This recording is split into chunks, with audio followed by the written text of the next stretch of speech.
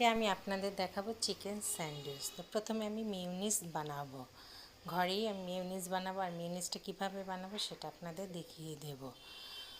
মিউনিসটা সিদ্ধ ডিম দিয়ে আমি বানাবো। আসসালামু আলাইকুম, সবাই কেমন আছেন? এখন দেখুন, আমি প্রথমে 2টা ডিম সিদ্ধ করে কুচি কুচি করে কেটে নিয়েছি। এরপর রসুন কুচি কেটে নিয়েছি।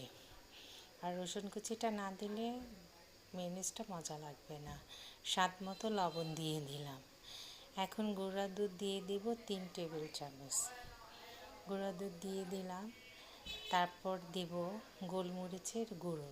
এটা দেবেন আপনারা অবশ্যই কালো গোলমরিচের গুঁড়ো, 1/2 চামচ দিলেই হবে।